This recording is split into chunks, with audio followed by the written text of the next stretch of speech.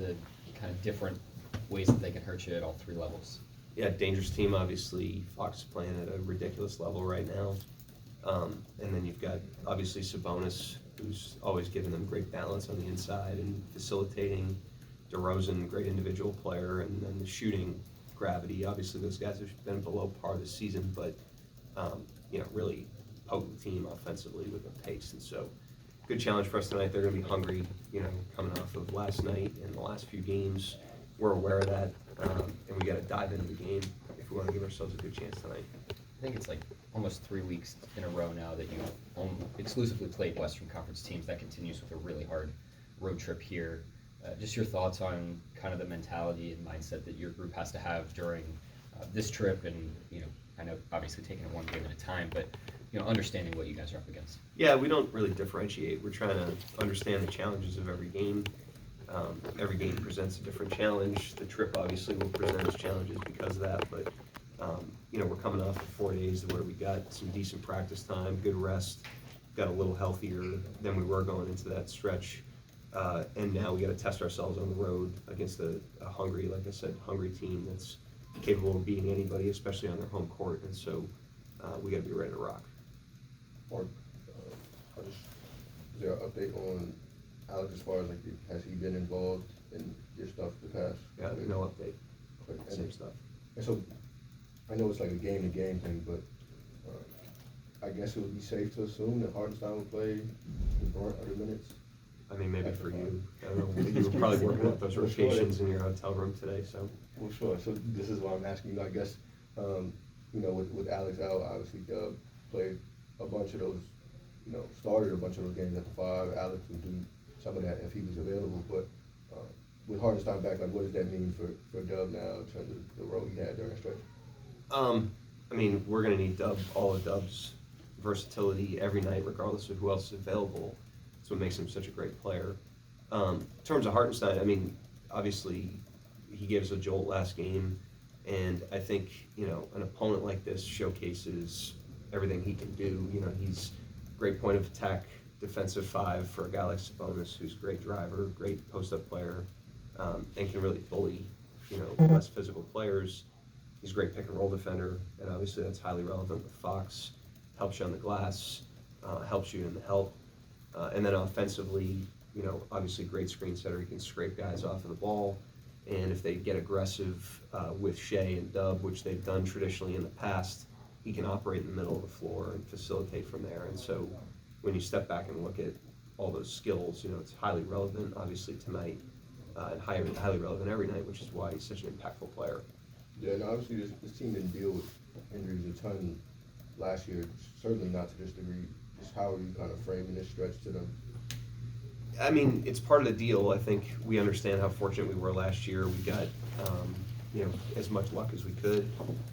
And also the guys do a great job of preparing themselves not to be hurt. A lot of these injuries are contact injuries, which is a good thing. It means that, they're taking care of business and they're happening in kind of uncontrollable ways. But the guys have done a great job of seeing what the challenges are, and one of the challenges right now is having guys down, but it presents opportunities for other players to show what they're capable of, whether it's increased roles with minutes or increased roles, like you mentioned, Dub, with expressing their versatility. And so they've done a great job. We've really endured kind of a tough injury stretch and remained a pretty high-level team during that time, but we've got to continue to do that, with each challenge that comes our way. Coach Daigneault, I just wanted to get your thoughts. I know it's early in the season, and most of the teams, especially in the Western Conference, approaching 20 games. The closeness, everybody kind of like stacked up on each other, and with you and your coaching staff, trying to be mindful of that and understand that a loss can take you back and a win can put you up.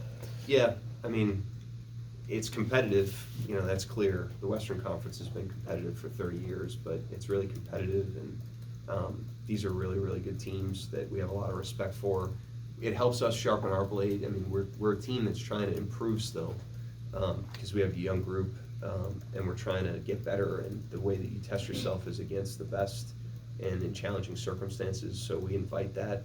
and that's a good thing for us. And as it relates to the standings, I mean, the standings sort themselves out. You don't get seeded for the playoffs until, April. And so we really just try to stack the days in front of us, take on each challenge, do the best we can competitively, learn from it, and then do the same thing moving forward. And then when we do that, we know that we've exhausted everything we could do to be the best team we could be. And then when we look up at the end of the year, we'll be where we deserve to be, and we'll play from there. Coach, I know you guys are focused on being a good defensive team every single night, but you have the best defensive rating on the road. You allow the fewest points on the road.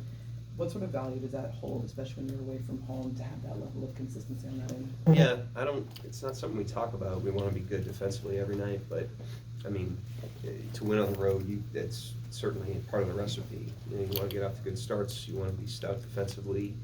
You want to win the possession game, and you want to put pressure on the defense at the paint and at the rim. And so, when teams win on the road, typically it's some concoction of those ingredients, and we want to be a team that puts our best foot forward in those areas. Home or road, but that's obviously more important when you're on the road, especially on a home court like this. This is one of the best home courts in the league. I know you were part of the group that kind of pitched Isaiah Hartenstein on coming here this summer. What excited you most about him, and like kind of how anxious were you to lock that down? What excites me most about him is he's a very natural, and Caruso's in this category too, and so are the rookies. Sam's done a great job of identifying natural fits to a team that's kind of a moving train at this point. A couple years back when, we started our build, you're at the beginning stages, and, the puzzle pieces are all over the table. Now the team's taking shape and the team's starting to have some success, and so it's delicate in terms of what you add to that. And having people that are naturally aligned with the organization, the locker room, and the way we want to play is important. And we think we found a couple guys through the draft, and then obviously with those two guys that do that, and that's what's most exciting. I mean, he's obviously a very impactful player on both ends of the floor at that position. I mean, when you just step back, basketball is a complex game. To be impactful, you've got to be good at a lot of different things. You can't be good at one thing in a game this dynamic. He does a lot of things well at that position, and a lot of things that any team could use. Certainly our team could use, at the time, as complement to Chet, also alongside Chet. And he's done an unbelievable job of just integrating and getting himself really quickly as part of the team. I feel like him and Caruso have been on the team for 3 years, same as the other guys. What is it? What are the specific personality traits, or maybe something you even maybe saw in the meeting with him that told you he would fit personality-wise more than on A lot of that's the work that Sam and those guys do on the front end, but high-level competitor. He's 6'11". He doesn't play basketball because he's 6'11". He plays basketball because he loves basketball. He's been around the game his entire life. His dad was a professional player. He was playing high-level basketball, before he could walk and chew gum. And he's loves to compete. He wants to win, which is a good fit for our locker room. And then he'll do it inside the team. He's got great respect for his teammates. He's a very likable teammate. He's got a game that's very complimentary. He's one of the guys. He's not trying to take more than his share of anything. He just wants to contribute to the team, and he gets his value back from the belonging of being part of the whole. And Caruso's like that as well. And those are the types of people that fit our team well and that you want to have around, and they've done a great job of that so far. Coach, following last year's success, the expectations this year probably are higher. What mental and mindset adaptations have you made or are planning to keep making with the team to meet these expectations? We've had kind of internal standards that we've been leaning on for the last, really since we started, building the team back the last few years. And, the way that we look at it is if those those internal standards, if you have to change them because the team improves, then they were the wrong standards in the first place. And so we really have been more of the same and not allowing the external, noise and external expectations, good or bad, to influence our day-to-day inside of our four walls. And the team's done a great job of that. It's not complicated, you know, it's professionalism, it's attacking the program, playing inside the team like I was talking about with Hartenstein. It's trying to play an efficient brand of basketball, and it's growing through all these experiences we're getting. That's who we are and what we want to be, and that, whether you're winning 24 games and your best days are ahead of you, or whether last season we had a great season, those standards should be able to carry, you know, in either situation. And so it's really doubling down on those things. You know, again, if we can't double down on them now, then they weren't the right standards.